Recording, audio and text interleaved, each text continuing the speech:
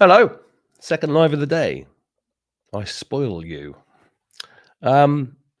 Yes, links below the video as usual. Don't forget, there's two webinars this weekend. One with Michael Feely on Saturday, and one with Ian Welch on Sunday. The links for those webinars are in the videos with those two guys that I did this week. If you want to come along, and don't complain about the price because they're free if you can't afford it. So there you go. Today I'm going to be joined momentarily by Dr. Peter Colla. Hello, Peter. Hello, sir. How are you doing? Let's tell everybody how we met. Well, we met for the first time in Birmingham. I went to the Charlie Ward dinner / weekend engagement in Birmingham, and got to meet you. And How did we meet? Kind of, yeah, it was quite amazing meeting actually. When we had a little bit of a pause, I was going around and introducing myself to some of the people, and I had a chance to sit and talk to you for a little while and shared with you a little bit of my story. And you and I connected immediately. It was amazing. And then to have the very next segment you happened to do was your We See You video.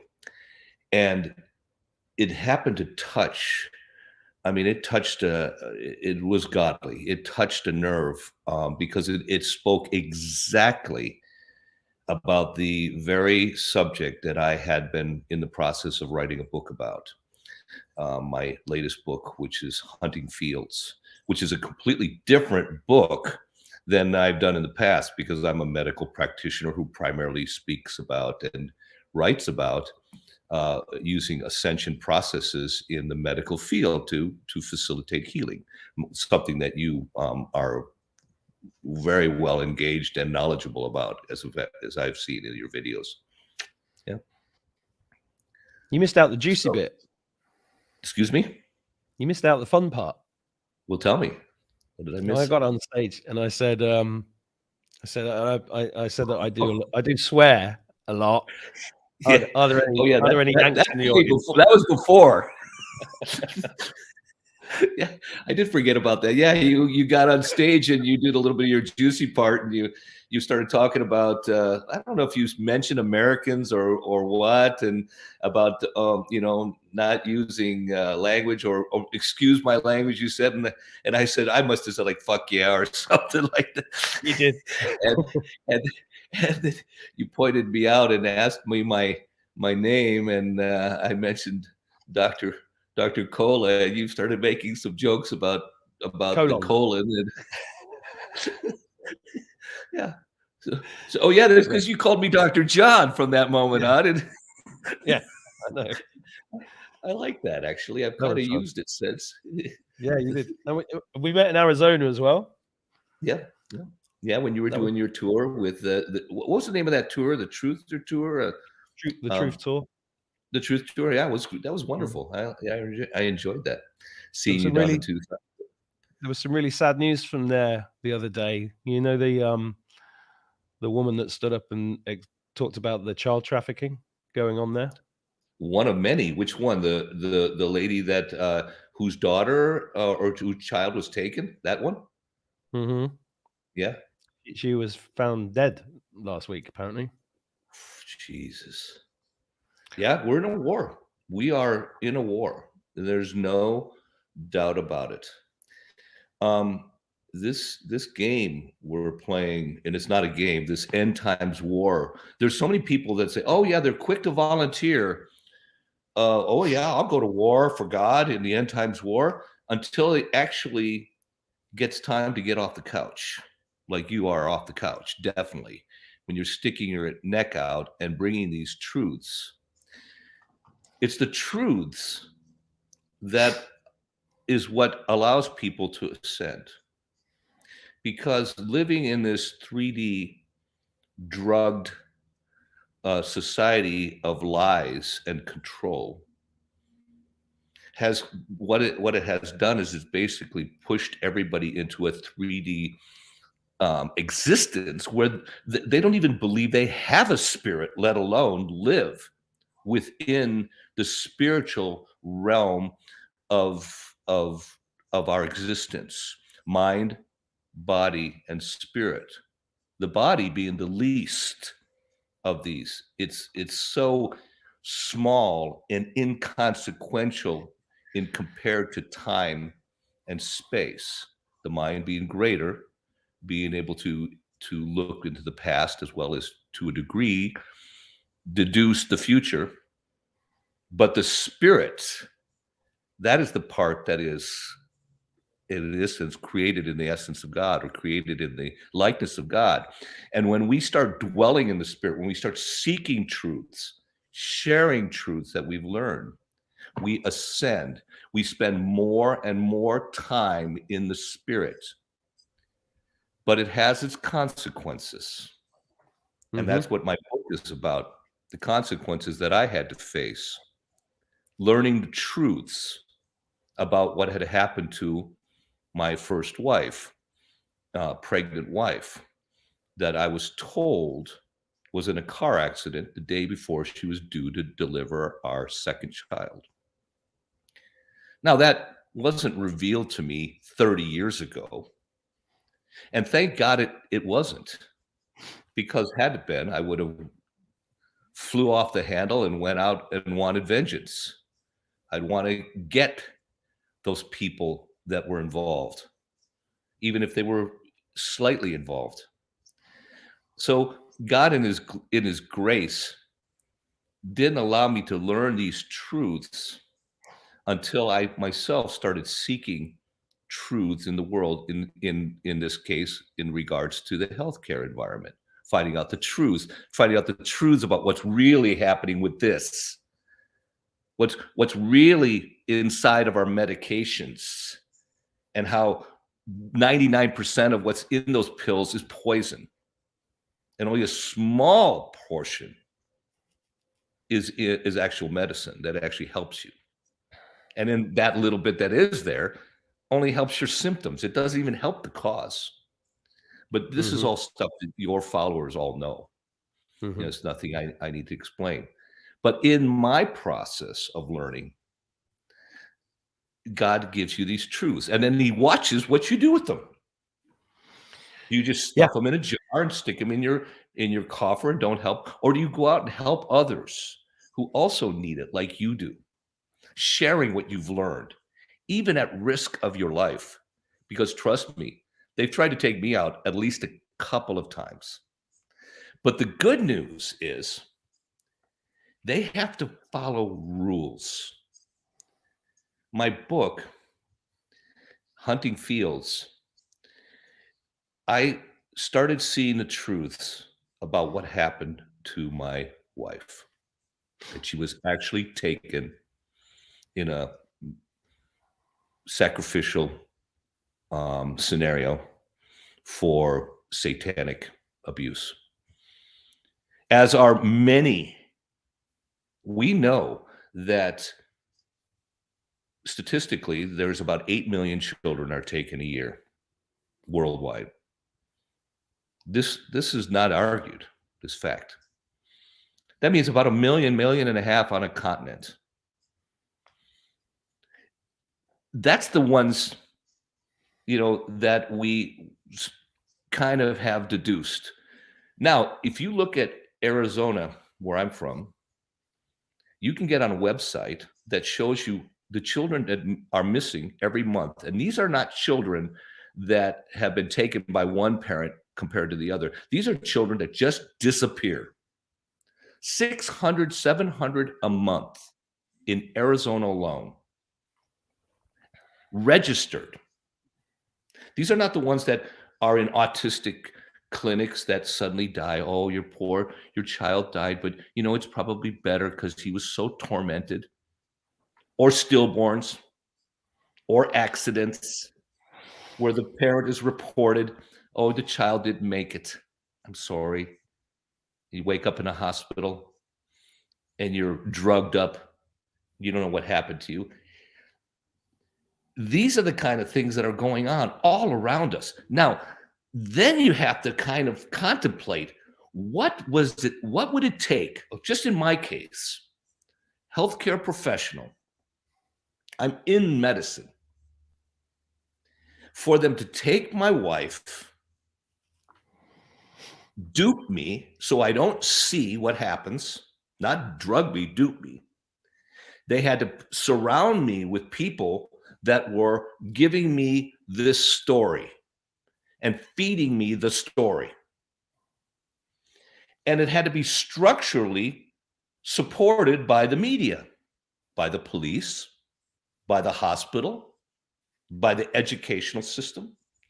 All this around one captive. And there are hundreds of thousands, if not a million, a year. How many people have to be involved? Well, then you start looking into this. So I started asking God, and explain it to me. He's given me other things. He gave me other truths about healthcare. You have not because you ask not, so I ask. And he told me.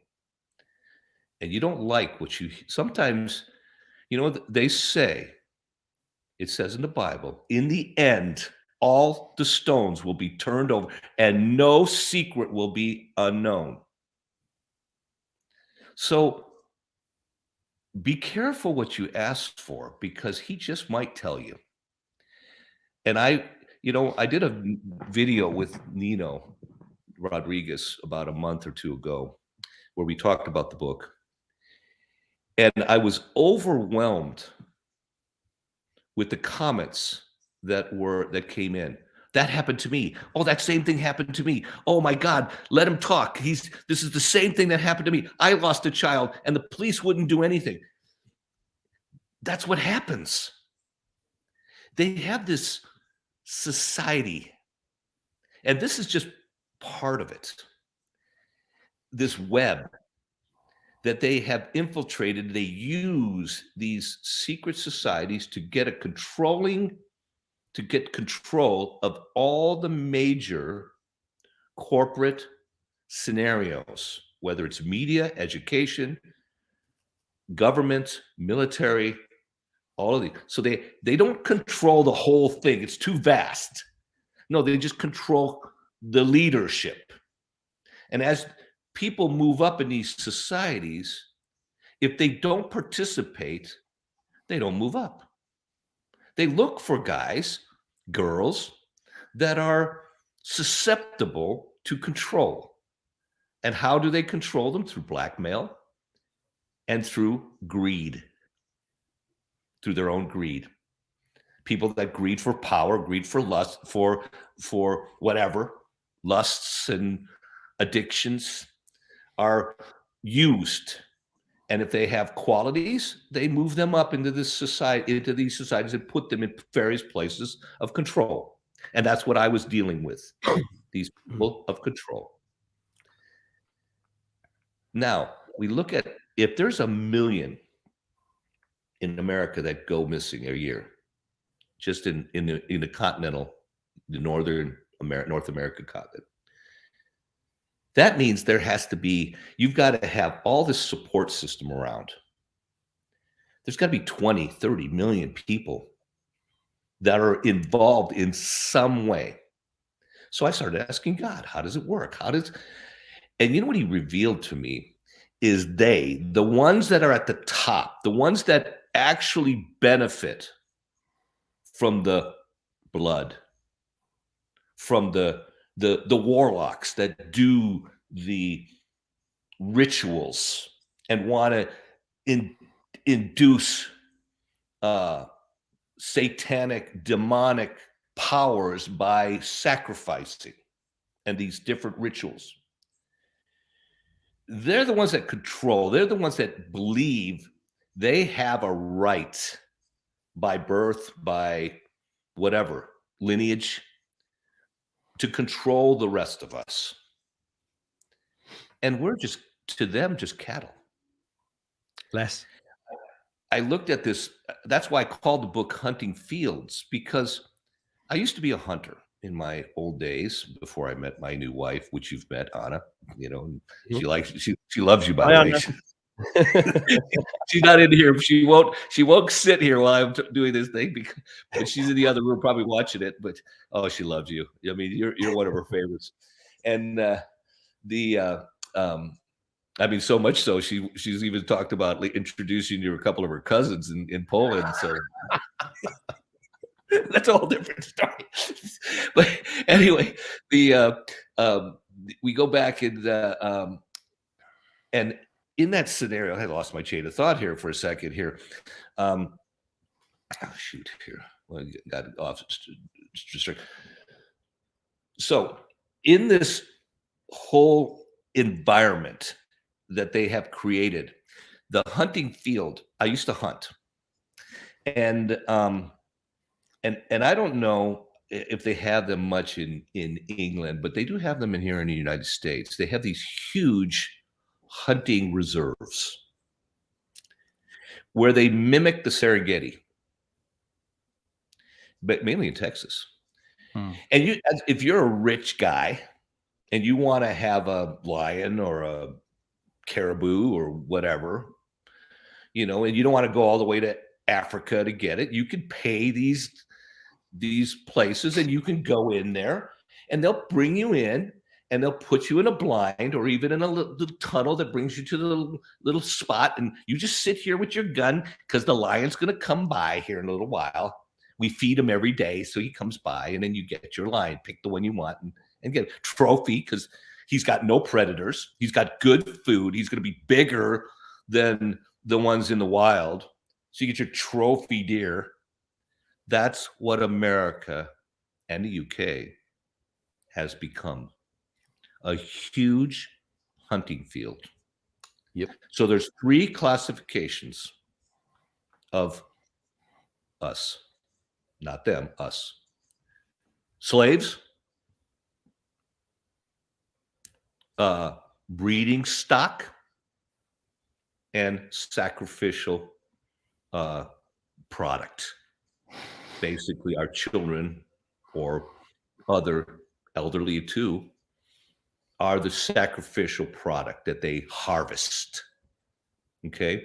They look at us like, and that's why they've allowed us to succeed, as it were, because they want to create an environment in which is safe, where we can produce the best quality of product. And so they look at, these things that they give to children. I've known it for years. They cause autism. Well, why would they want to cause a child to have autism? Autism is hyperactivity where the child is afraid of everything. Hyperproduction of adrenaline. And then they drive the parents so crazy with the screaming that they institutionalize these children a lot of times. And now they're just right there to grab them. They can just get them easily. That's just one aspect.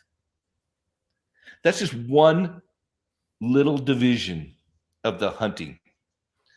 The accidents, the abortions, late-term abortions. Why do you think they really care about the rights of women and to provide them with a late-term abortion so that they can live a full life and not be burdened by a child that they didn't want? It's like they don't give a rat's bottom. They don't give a rat's bottom about us. Insisting everybody gets this thing. If they really cared about us, they would use all those billions to help the homeless, help the people off the streets, give the poor a better quality of life, better food. Oh, but you care enough so that they all get this, so that they don't catch the comorbid. It's all bullshit. So God showed me this in this book, and he showed me it from 5 different perspectives, 5 or 6 perspectives. From my perspective as the spouse that got duped, from the eyes of the person who actually it happened to. I got to see it through the eyes of my deceased wife. I got to see it through the eyes of the child that didn't die, but was taken. What her life was like in a cage in the dark. And I got to see it from the MK Ultra, from the guys that are, in some cases, have no idea what they're doing. They've just been programmed to follow orders. And what's their life like? How they have big gaps in their life, in their memory. I have that in myself. I had periods of years sometimes where I have no memories, absolutely none. I can remember certain things that don't make sense, like running through hallways or medical procedures, but I have no memory of school or anything. Especially from about my 6, 7 years old period till about 10, 12. And I would venture to say that many people in the world who have probably been MK Ultra have those same experiences. Maybe yourself. And now, when they're doing this MK Ultra thing, they do it on a vast array of, they pick out people, girls and boys, and they try to do it. And then if they're met with resistance, or if the child turns out that they cannot be easily hypnotized, or for whatever reason, that child has turned to God, and God has, in essence, protected them from these atrocities, they're discarded, and they just move on to the next one. They go through that indoctrination process in our educational system.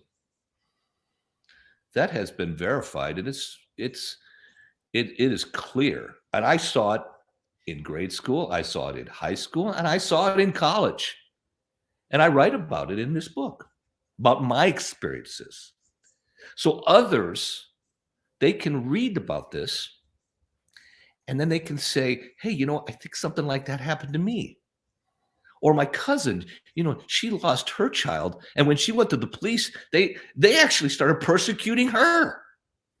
Like maybe she was a bad mother or something like that, when all she did was have her child abducted. These stories are so common that I can honestly say that I have not met anybody that didn't have either a direct or an indirect experience.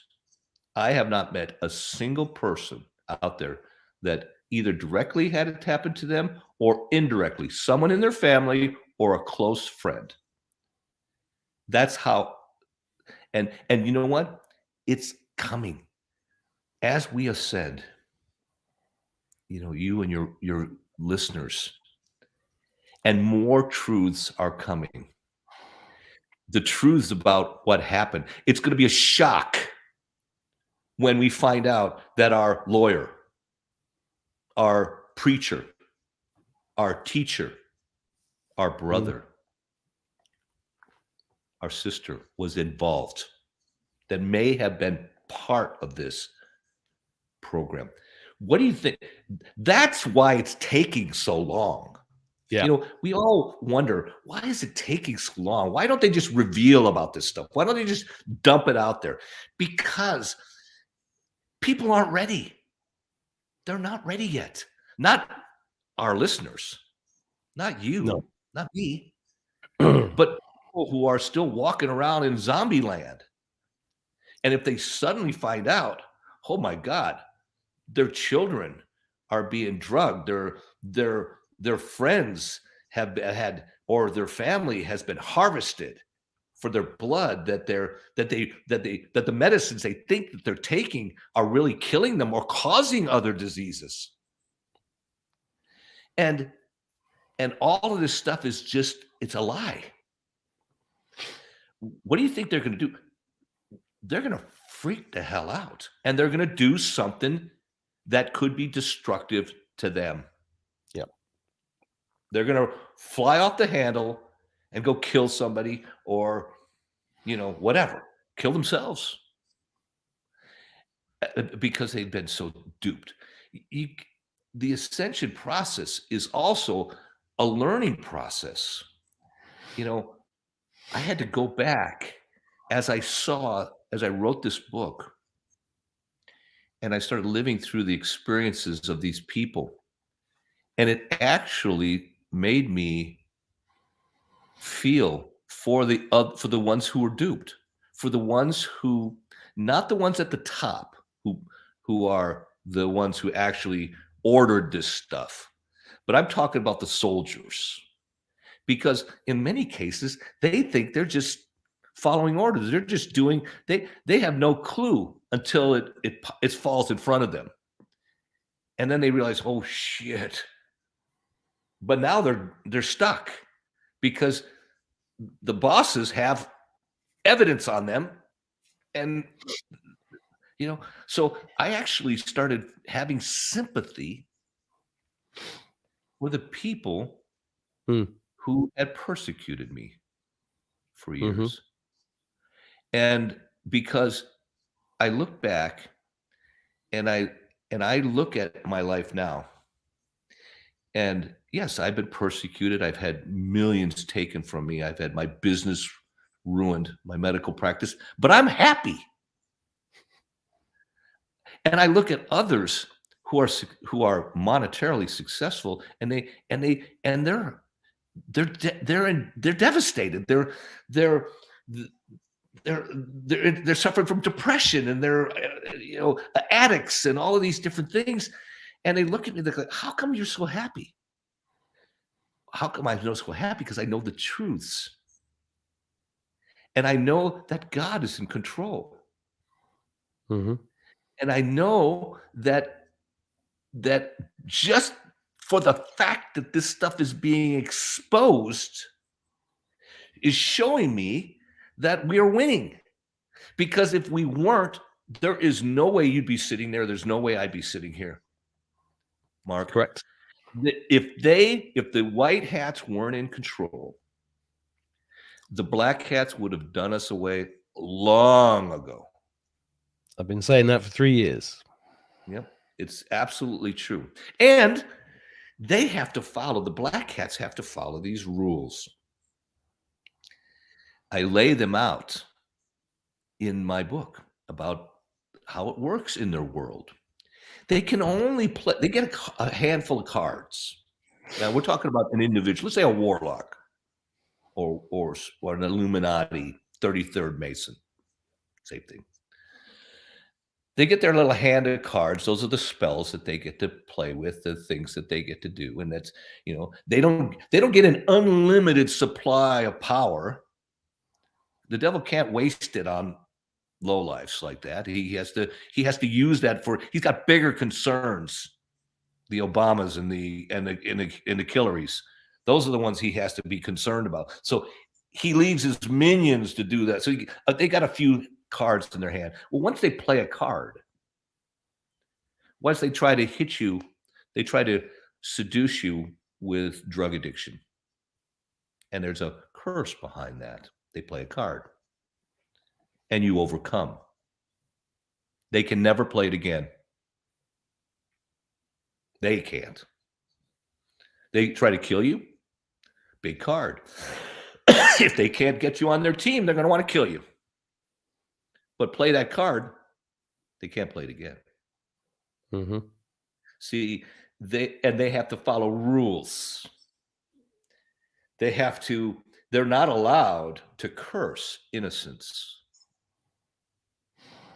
Well, wait a minute, what about the children? Well, they take those. Yeah, in a lot of cases, it's through involuntary consent that they get those children in their hands. Parents put them in these schools for autistic children, thinking that they're doing them, helping the child. They're consenting to giving the child this. You got to consent. They will not give you this without you signing. You have to sign. You have to consent, even if it's involuntarily, not really knowing everything about it. See, they got to follow these rules, all rules. And if they don't, oh, heaven forbid for them. Because if they don't follow the rules and they do it anyway, the curse can come back against them. And I've seen it. I've talked with people who've seen it with their own eyes, witches that have done curses, and then they backfired. There's nothing left of them. They're like, it looks like animals had torn them to pieces. See, when they play with these dark spirits, they're playing with fire. But that's even lower than the physicality, that the dark spirits dwell. They don't dwell in the spiritual, the heavenly spiritual. They dwell in the sub realm, okay? In the second dimension. They need the physical. They need the minions. They need the witches to bring them into the physical world. They can't do it themselves. If the devil could kill us, he would have killed us all centuries ago. He can't. He has to get his minions. He has to get his people to do his dirty work. They have to do the development of the so-called viruses. And they have to go and build the weapons. Okay? They have to pull the trigger. They have to do the bomb. He lures them, he prompts them, but they do the dirty work. Okay? But they got to follow rules, because he's also bound by the physical universe that God created. Okay? These are God's stuff. This is God's minerals. This is God's people. Children. And if he's going to use them, he better follow the freaking rules. Otherwise, it's not going to work. And that's where we have so much power. As we ascend, we get all of the promises that God has promised us. All of them. We just have to believe. I've written for years, healing is as simple as reaching out and taking it. People God promises there is nothing you will come against that you cannot overcome if you just ask. Ask who? Ask God. Simple. I knew not because I asked not, so I asked. What happened with my wife? He told me. What do Mark's problem with his low down at the base of your neck? Okay, how does he fix that? I ask God, and he'll tell me. Just put your hand back there, grab a hold of it, pinch it, and then tell that tissue to be healed, and it will. And it'll be healed. Simple as that. It's not rocket science. And if we ever doubted, we just have to look back at the master teacher himself. He showed us how simple it was. You just pick up your mat and walk. You just go wash yourself in the water, and you'll be cleansed. All of this stuff. This book, this Hunting Fields, and thank you for doing the forward, by the way. It's your poem is perfect example of that, of how this book is going to be read. Have you got a copy of the book there? Yeah. Yeah, that's it. Hunting fields. Mm. I'm self-published, so it is what it is. It's Well, on Amazon.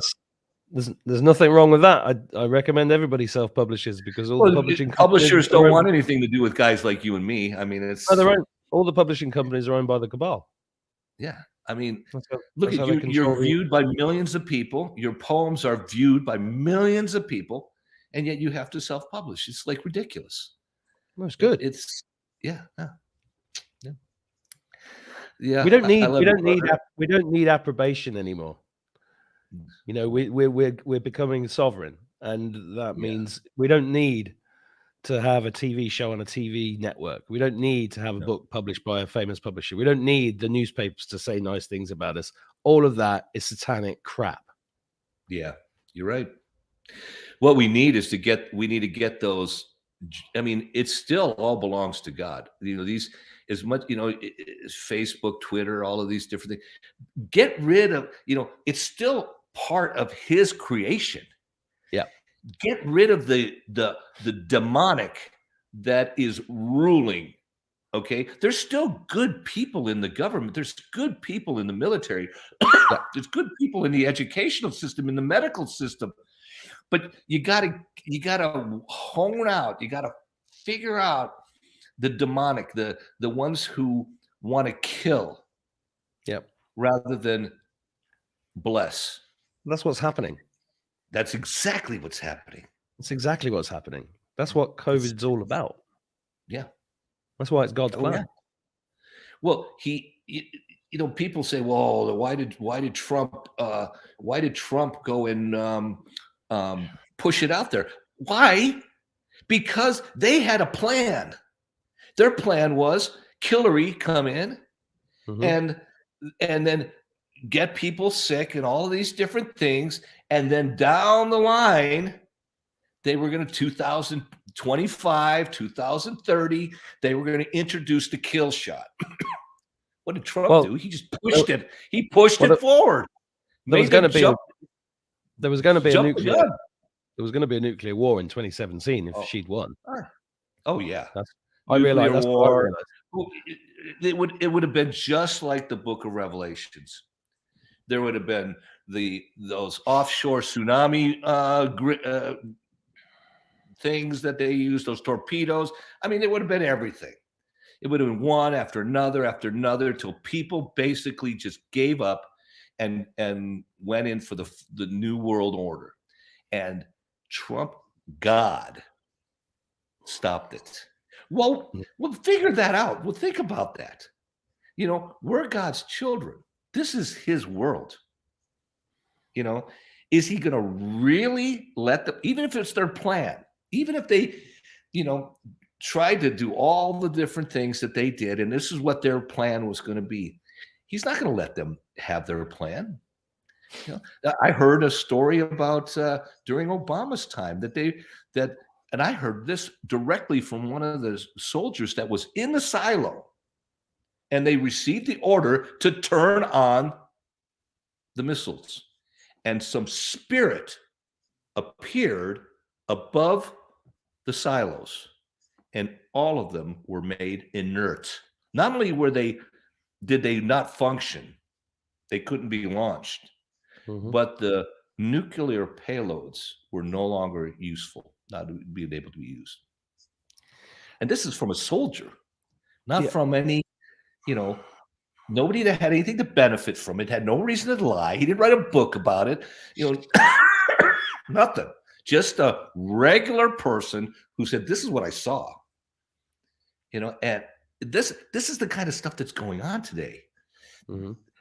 This is why you and I can talk, because these truths more and more are being revealed. The people who are involved in pedophilia are being exposed. The media is being exposed. Hollywood exposed. I mean, and they have to self-expose. That recent movie Babylon. Oh my God! You talk about. I don't know if you saw it, but it's about Hollywood exposing themselves and showing exactly what they. It's called Babylon. It's called Babylon. Yeah. I know. I took a photo of the poster in Belfast and put it on Telegram, but I forgot all about it. So I need to go and watch that. You need to watch it. It's pretty good. It's worth it. It's worth a look-see. Yeah. Yeah. But I just thank God for you, brother, and the work that you're doing. Because if it wasn't for guys like, if it wasn't for frontline truthers that are risking their lives, like you and Charlie and Simon and other guys, David Nino Rodriguez, these guys, yeah, they're bringing this stuff. Okay, now there might be a little bit of sensationalism that's brought with it in some cases. Hey, but at least the truth is being brought out there so people can get it and then do their own research. Go and figure out, are they telling the truth? Is this real? And like I did, I was getting stuff about the healthcare system, back in 1990 and 2000 and I write about that in this book as well, about vaccinations were not really helping. Oh, Careful, sorry. Careful. It's YouTube. Yeah. These were not really helping people, and they actually made people sick. And so I realized this a long time ago. Yeah, there's never been. So you go and do your research, and then you find out other things, and you find out well, there's never been a good one. There's never been a good one. And back in the day, people always talked about polio, right? Polio was 800 different diseases. 800 different things, most of which were eradicated by sanitization. And then the V took the credit, and then that was it. Everybody was locked into the V ends up causing people to have other issues then. And why? Okay, this is the part. Doctors all know that children, little babies, do not have an immune system. That's why they're supposed to drink breast milk in the first 6 months of their life to get to get that immune system, or at least that immune stimulus from the mother. Okay. So what do? They start this whole program to eliminate breastfeeding from society in the 60s and 70s. And they start inoculating children as early as 1 or immediately now, right out of they're giving them these right out of the womb. It's crazy. It's why would you infect a child so that they can build immunity when they don't have an immune system to work against it? That's illogical, as is most of this science now that they're talking about.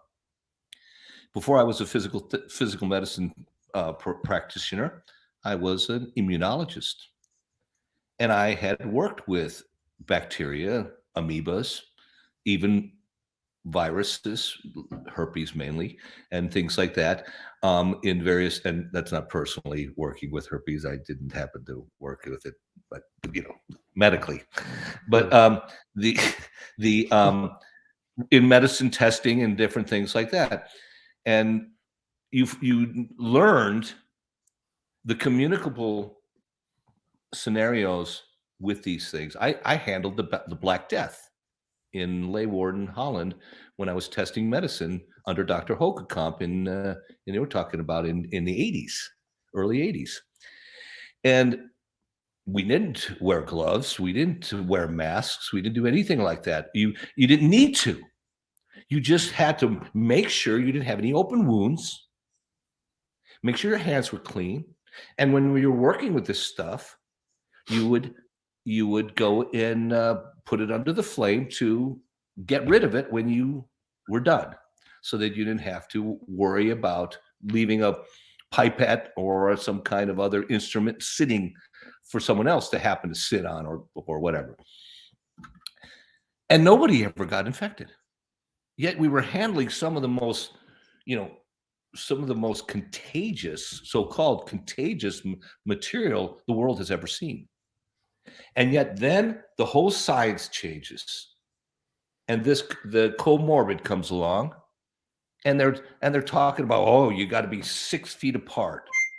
Oh, by the way, that comes right out of satanic rituals say that they have to be 6 feet apart, 666.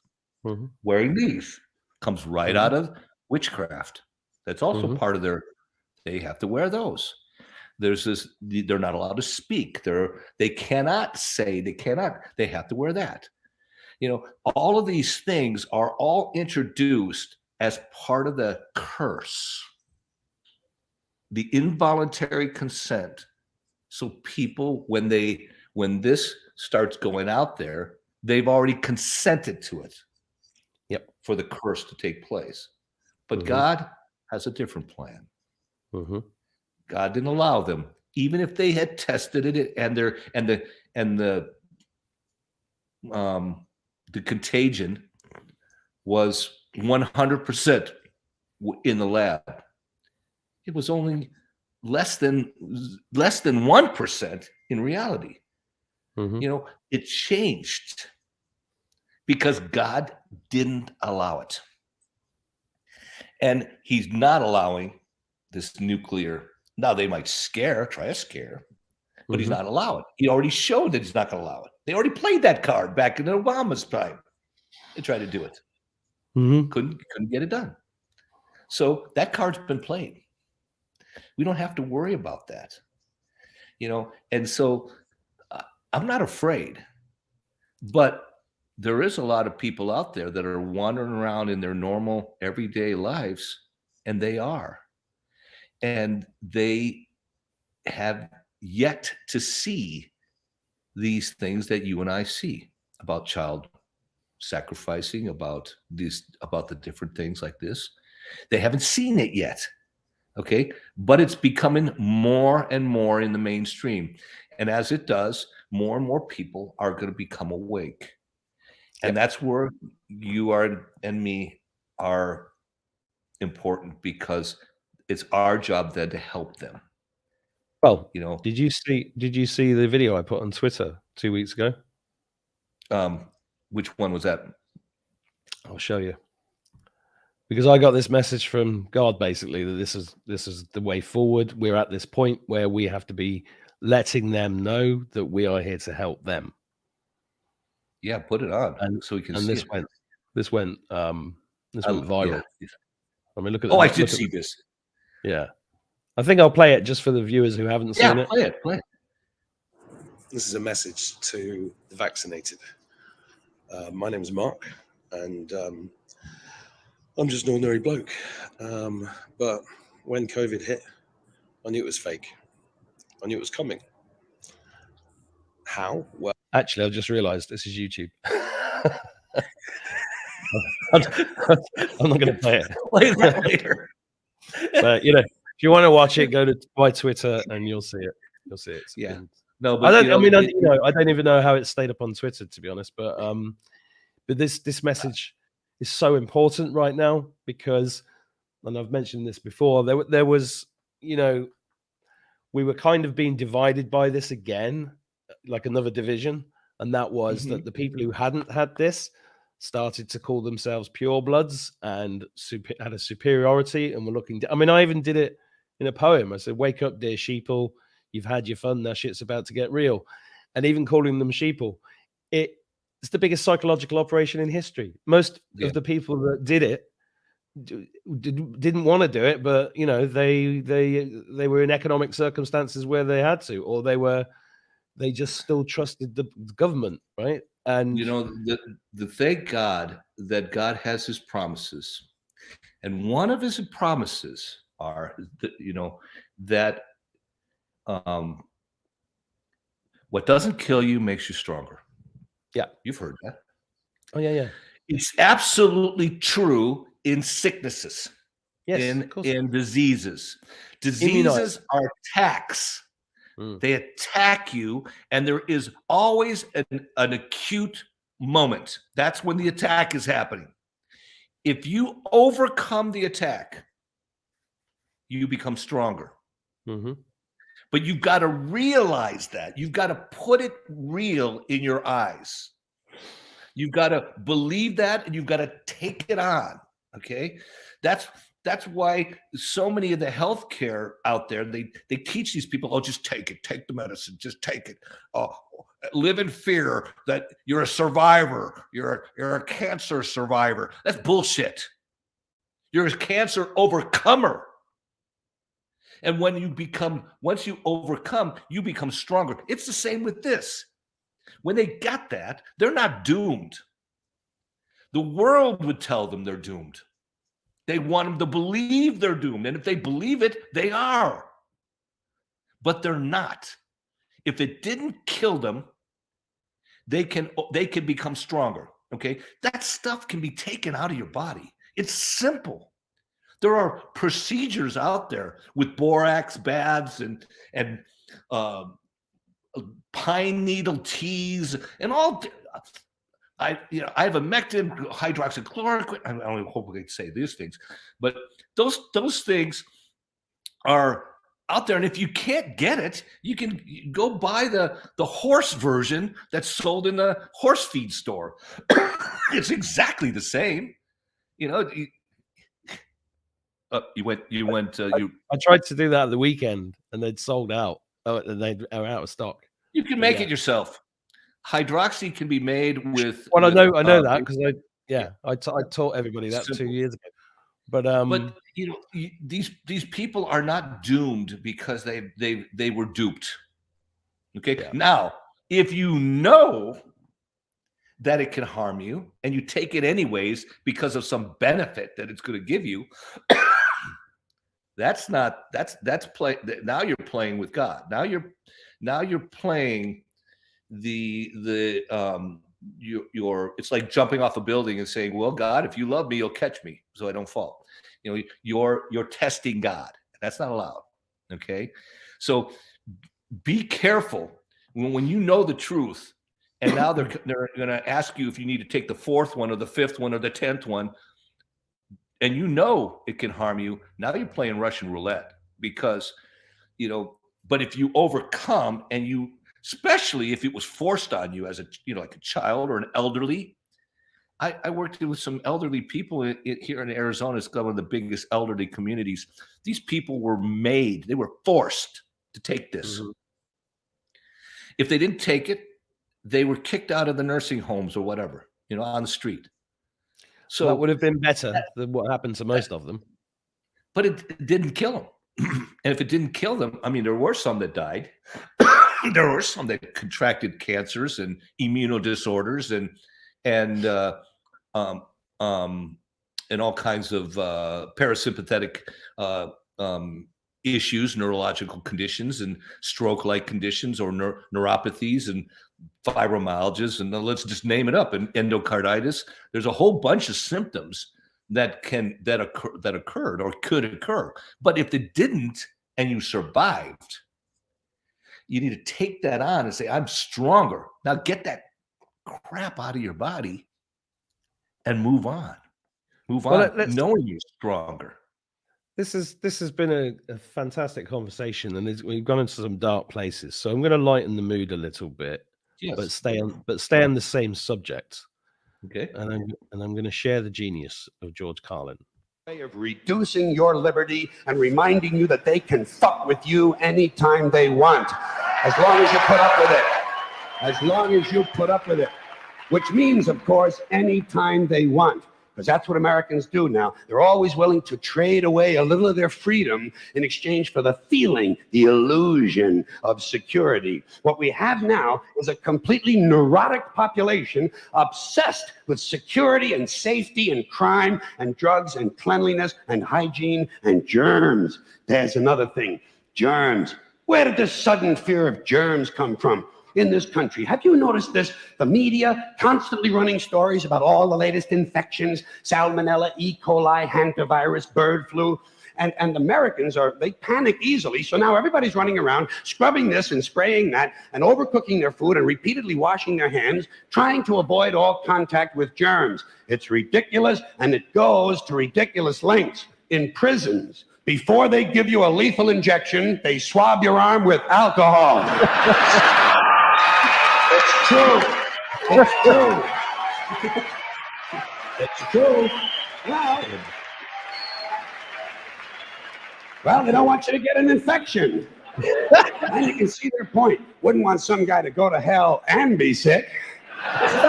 Would take a lot of the sportsmanship out of the whole execution. Fear of germs. Why, these fucking pussies. You can't even get a decent hamburger anymore. They cook the shit out of everything now because everybody's afraid of food poisoning. Hey, where's your sense of adventure? Take a fucking chance, will you? You know how many people die in this country from food poisoning every year? 9,000. That's all. It's a minor risk. Take a fucking chance, bunch of goddamn pussies. Besides, what do you think you have an immune system for? It's for killing germs. But it needs practice. It needs germs to practice on. So listen. If you kill all the germs around you and live a completely sterile life, then when germs do come along, you're not going to be prepared. And never mind ordinary germs. What are you going to do when some super virus comes along that turns your vital organs into liquid shit? I'll tell you what you're going to do. You're going to get sick, you're going to die, and you're going to deserve it because you're fucking weak and you got a fucking weak immune system. Now, God damn it. Hey. That's so true. Hi. Let me tell you a true story about immunization, okay? When I was a little boy in New York City in the 1940s, we swam in the Hudson River, and it was filled with raw sewage, okay? We swam in raw sewage, you know, to cool off. And at that time, the big fear was polio. Thousands of kids died from polio every year. But you know something? In my neighborhood, no one ever got polio. No one, ever. You know why? Because we swam in raw sewage. It strengthened our immune systems.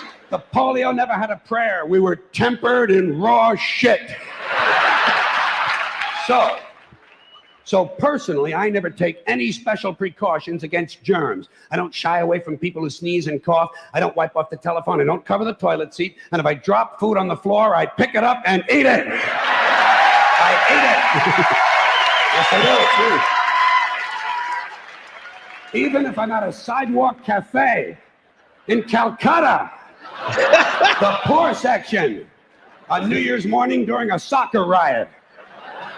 And you know something? In spite of all that so-called risky behavior, I never get infections. I don't get them. I don't get colds. I don't get flu. I don't get headaches. I don't get upset stomachs. And you know why? Because I got a good, strong immune system, and it gets a lot of practice. My immune system is equipped with the biological equivalent of fully automatic military assault rifles with night vision and laser scopes. And we have recently acquired phosphorus grenades, cluster bombs, and anti-personnel fragmentation mines. So when my white blood cells are on patrol, reconnoitering my bloodstream, seeking out strangers and other undesirables, if they see any suspicious-looking germs of any kind, they don't fuck around. They whip out the weapons, they wax the motherfucker, and deposit the unlucky fellow directly into my colon. Into my colon. There's no nonsense. There's no Miranda warning. There's none of that 3 strikes and you're out shit. First defense, bam, into the colon you go.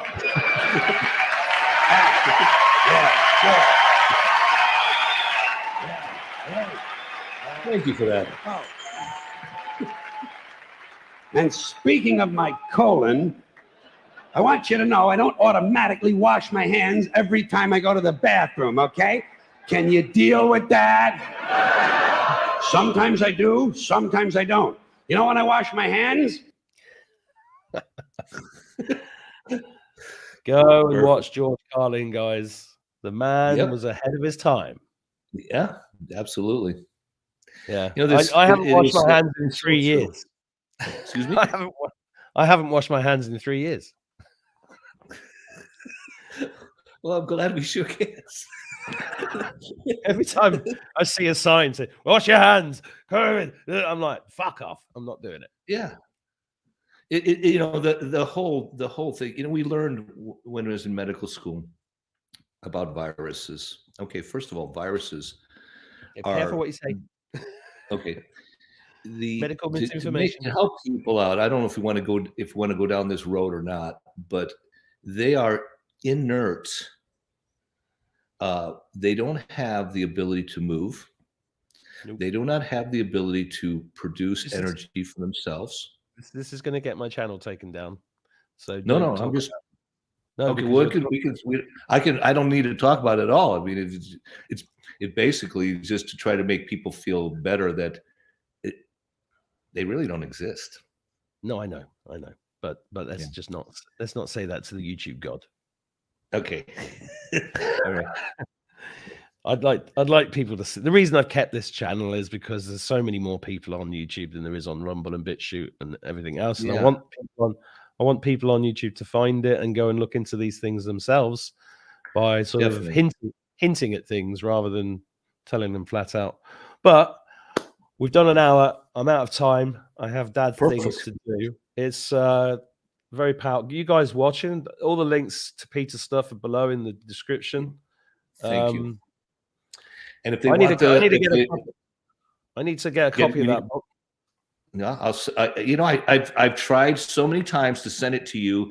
For whatever reason, your zip code is not accepted by Amazon. I have tried, but if not, I will. Maybe I'll come in. I'm hoping to maybe come in April, where you're public speaking there, and in that next event. And I'm trying to talk my wife into going to that thing, and then I'll bring it to you. Well, there's one in Ireland is the Manchester one sold out, but the one in Ireland's got a few more tickets available. The link for that is below as well. And yeah, that's going to be. I'll see if I can. I'll try to send it to you. And anybody who wants to contact me, they can contact me via the my email that is on your description below as well. Hopefully, yeah. And like I said, I would love to talk to people. I love to talk to people who've had these experiences, that have had these things happen to them. Just tell us your email, just in case it didn't, because it was such a long description you gave me. I had to truncate some of it. No, it's great. posture.is.everything@gmail.com is the easiest way to get a hold of me. Posture, POSTURE .is.everything, EVERYTHING@gmail.com. And like I said, I'm still seeing people, treating people via Zoom with mind, body, and spiritual consultations to help them through their issues and their afflictions. I have treated over 250,000 patients over the course of the last 35 years, so I'm experienced. And yeah, and then the 250,000 lives touched. Wow, sitting still. So, but so have you. Yeah, doctor. When you treat enough people, when you help enough people, and you've helped hundreds of thousands of people, you become an experienced practitioner. And that is really the definition of a doctor, is someone who's experienced at helping others, not somebody who just gets a diploma from some crackerjack organization. Not somebody who gets paid to deliver drugs. Yeah, exactly. Drug dealers, basically. Brother, it's been a pleasure, and I look forward to seeing you. So no, that was powerful stuff. Thank you, Peter. Thanks for sharing all of that. Sorry it took so long. It's just the way it is with me at the moment. If you guys are watching this and you're not had a reply to an email, you're not the only one. I'm doing my best. Yeah. Okay, all right, brother. Take care and give my love to Take care. Love you. Bye-bye. Cheers. Bye.